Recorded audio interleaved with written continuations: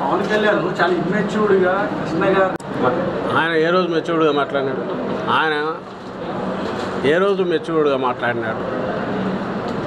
ఏ రోజు ఒక నాయకుడిలాగా కానీ, ఒక స్పష్టత ఉన్న ఆలోచనల్లో స్పష్టత ఉన్న నాయకుడిగా కానీ, పార్టీ అధినేత సంగతి వదిలేయండి, నేననేది ఒక నాయకుడిగా, లేదా నాయకుడు కావాలనుకునే ఒక వ్యక్తిగా తన ఆలోచనలో స్పష్టత ఎప్పుడు లేదు. తాను ఎందుకు రాజకీయాలనేది దీంట్లో అడుగు పెట్టాడో తెలియదు. బహుశా చంద్రబాబు నాయుడు కోసమే ఆయన పుట్టినట్టున్నాడు, చంద్రబాబు నాయుడు కోసమే ఆయన పెరిగినట్టున్నాడు, చంద్రబాబు నాయుడు కోసమే ఆయన అంకితమైనట్టున్నాడు జాతికి. బహుశా చంద్రబాబు నాయుడు ఆయన పార్టీ ఈ ఎన్నికలతో అంతం కావడంతో ఈయన రాజకీయ అంకం కూడా ఆడికి ముగుస్తుందని నాకు అనిపిస్తుంది. ఎందుకంటే ఈయనకు వేరే తెలియదు. చంద్రబాబు నాయుడు ఎక్కడ బటన్ నొక్కితే ఏ రకంగా చెప్పాలో అదే చేస్తాడు, బటన్ నొక్కకపోతే ఆగిపోతాడు. ఆయన నోట్లోంచి వచ్చే మాటలు చంద్రబాబు నాయుడు ఏం చెప్పమంటే చెప్తాడు, వద్దంటే ఆగుతాడు. కాబట్టి వాటికి ప్రత్యేకమైన విలువ ఇవ్వాల్సిన అవసరం లేదు. ఆయన మెచ్యూర్డ్గా మాట్లాడతాడు అనుకో, దాన్ని విశ్లేషించడం కంటే అంతగా మూర్ఖత్వం ఇంకోటి కూడా ఉంటుంది. మంచిది, శుభం, మరింత మంచిది. It is not about Chiranjeevi ఆరు ఇంకొకరు ఒక వ్యక్తిలో కాదు, మొత్తం శక్తులన్నీ ఏకమైనాయి ఆ పక్క. దానికి ఇంకొక ఇద్దరు వ్యక్తులు ఎక్కువ జోడైతే దానివల్ల ఒరిగేది. నిజంగా చెప్తున్నా కదా, ఈరోజు ఎంత హాయిగా ఉందంటే స్పష్టత ఉంది. ఆంధ్రప్రదేశ్ రాజకీయ స్క్రీన్ మీద, ఆ తెర మీద జగన్మోహన్ రెడ్డి గారు ఒక్కరు ఒకవైపు ఉన్నారు. మొత్తం తోడేళ్ళు, గుంట నక్కలు, నానా రకాల హైనాలు, ఇంకా ఏవో ఉన్నాయి, ముళ్ళ పందులు అన్నీ కలిసి ఇంకో పక్క వచ్చినాయి. ఈ పక్క జగన్మోహన్ రెడ్డి గారు ఒకరు ఉన్నారు, జనమంతా ఇటున్నారు.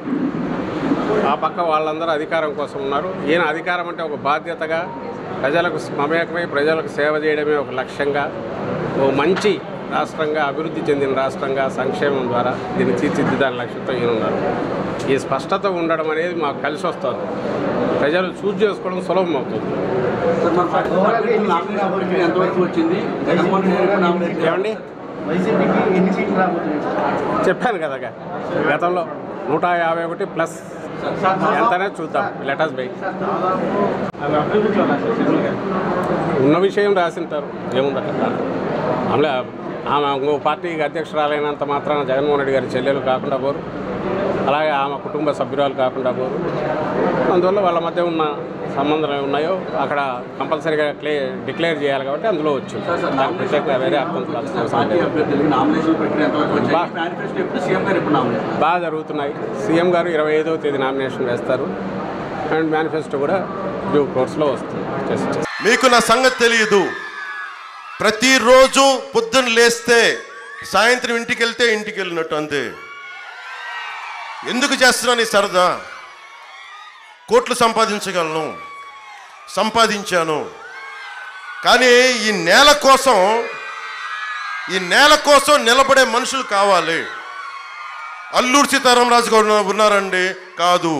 ప్రతి సమకాలీన సమాజంలో అరాచకం మీద తిరగబడే వ్యక్తుల సమూహం, యువకుల సమూహం, నాయకుల సమూహం, యువతల సమూహం, ఆడపడుచుల సమూహం చాలా అవసరం. గతంలో ఉండేవారు అండి, ఇప్పుడు ఎవరు చేయట్లేదండి. కాదు, ఉన్నారు, ఇప్పటికీ చనిపోవడానికి సిద్ధంగా ఉన్నారు. అలాంటి చాలామంది ఉంటే ఇంకా దేశం నిలబడి ఉంది. అందుకు అతను ప్రధానమంత్రి మోదీ అయ్యారు. వాళ్ళని ప్రేరణగా తీసుకొని మేమందరం చాలామంది ఉన్నాం. అలాగే వైసీపీ గుండా బ్యాచ్లకి, రౌడీ బ్యాచ్లకి నేను నర్సాపూర్ నుంచి పబ్లిక్గా వార్నింగ్ ఇస్తున్నా. నేను తెగించిన వాడిని, గుర్తుపెట్టుకోండి. చంద్రబాబు గారన్నా మెత్తగా క్షమిస్తారేమో నాకు తెలియదు, కానీ ఆయన జైల్లో పెట్టిన తర్వాత ఆ క్షమ కూడా లేదు ఇప్పుడు ఆయనకు కూడా. అలాంటి వ్యక్తులు ఇద్దరం ఏకమయ్యాం, గుర్తుపెట్టుకోండి. పైన నరేంద్ర మోదీ గారు ఉన్నారు. మీరు కనుక మీ ఆగడాలు కానీ మీ రౌడిజం కానీ ఆపకపోతే ఎలక్షన్ సమయంలో మీరు ఏమాత్రం ఎర్రిగుర్రి యాషాలు వేస్తే తాట తీసి కింద కూర్చోబెడతాం.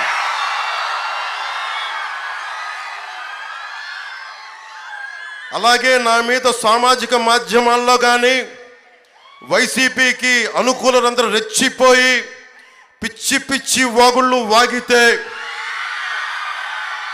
మర్చిపోయే వ్యక్తిని కాదు, అది కూడా గుర్తుపెట్టుకోండి. సజ్జల రామకృష్ణారెడ్డి గారు ఒకటే చెప్తున్నా, మా అన్న చిరంజీవి గారి జోలికి రాకు నువ్వు. అజాత శత్రువు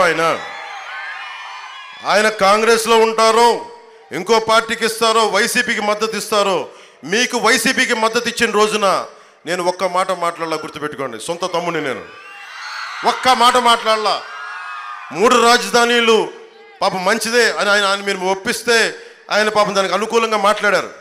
ఆ రోజు నేను ఒక్క మాట మాట్లాడాల. రక్తం పంచుకు పుట్టిన తమ్ముడు నేను, అంత అర్థం చేసుకున్న వ్యక్తిని. ఈ రోజున ఆయన కూటమికి మద్దతు ఇచ్చారు లేదా అది నేను ఇంకా చూడాల స్టేట్మెంట్. కానీ సజ్జల రామకృష్ణారెడ్డి గారి స్టేట్మెంట్ నా దృష్టికి వచ్చింది. సజ్జల రామకృష్ణారెడ్డి గారు, మా అందరి ట్యాక్స్ రూపంలో నువ్వు డబ్బులు తింటూ, ఈ మధ్యన కేంద్ర ఎన్నికల సంఘం కూడా చెప్పింది మీరు పార్టీలకి మాట్లాడకూడదని. అందుకని చెప్తా ఉన్నా, చిరంజీవి గారి జోలికి కానీ, రాష్ట్ర ప్రజల జోలికి కానీ, బడుగు బలహీన వర్గాల జోలికి కానీ, శెట్టి బలిజల బీసీల ఆత్మగౌరవానికి కానీ, కాపు సమాజం మీద కానీ దయచేసి పైకి మీరు ఒళ్ళు దగ్గర పెట్టుకొని మాట్లాడాలి. యువతకు ఉపాధి అవకాశాలు కానీ, స్కిల్ డెవలప్మెంట్ కానీ, అన్నిటికంటే కూడా స్వేచ్ఛ. నిజంగా సమాజంలో కావాల్సింది స్వేచ్ఛ కావాలి. నాకు ఇష్టమైన మాట నేను అనుకో, ఈరోజు చిరంజీవి గారికి స్వేచ్ఛ లేదు, రజనీకాంత్ గారికి స్వేచ్ఛ లేదు. మామూలు స్టార్లు కదా వాళ్ళు. ఒకళ్ళేమో స్వయాన cabinet minister, X farmer cabinet minister ఆయన కూడా ఒక మాట మాట్లాడితే ఆయన్ని కూడా బెదిరించే పరిస్థితి. ఇక్కడ మన శెట్టిబలిజీ సోదరులను ఎలా బెదిరిస్తున్నారో, ఒకవైపు చిరంజీవి గారిని కూడా సజ్జల రామకృష్ణారెడ్డి గారు అలా బెదిరిస్తున్నారు. మేము వస్తే ఇలా అంటామని. ఇలాంటి బెదిరింపులకి, తాటాకు చప్పుళ్ళకి అస్సలు బెదరం. సజ్జల రామకృష్ణారెడ్డి గారు గుర్తుపెట్టుకోండి, మీ నాయకుడు వైఎస్ జగన్కి చెప్పండి, ఇప్పుడు దాకా ఉన్న రాజకీయం వేరు, పవన్ కళ్యాణ్ తర్వాత వచ్చిన రాజకీయం వేరు. మెత్తగా కనిపిస్తా, ప్రేమతో ఉంటా. ఎవరి కోసం? మా సోదరుమళ్ళకి, నా గుండెల్లో పెట్టుకున్న ఆంధ్రప్రదేశ్ తెలుగు ప్రజలకి, తెలుగు ప్రజలను పెట్టుకుంటాం. మీలాంటి దౌర్జన్యాలు, దోపిడీలు చేసే వాళ్ళకి నేను ఎంత కర్కోటకంగా ఉంటానో భవిష్యత్తు మీకు తెలియజేస్తాను. మీరు నోరు జారండి, ఒక తప్పు చెయ్యండి, తాట తీసి మోకాళ్ళ మీద రోడ్డు మీద నడిపించి తిప్పుతాను ఒక్కొక్కడిని, గుర్తుపెట్టుకోండి. ఒళ్ళు దగ్గర పెట్టుకొని మాట్లాడు జగన్, నువ్వు కూడా చెప్తున్నా నీకు, ఒళ్ళు దగ్గర పెట్టుకొని మాట్లాడు. ఏమనుకుంటావు నువ్వు? ముఖ్యమంత్రి అయితే నీకు ఏమనుకుంటావు? మా జీవితాల్లో స్వేచ్ఛ లేకుండా చేద్దాం అనుకుంటావా నువ్వు? నువ్వెంత, నీ బతుకెంత జగన్?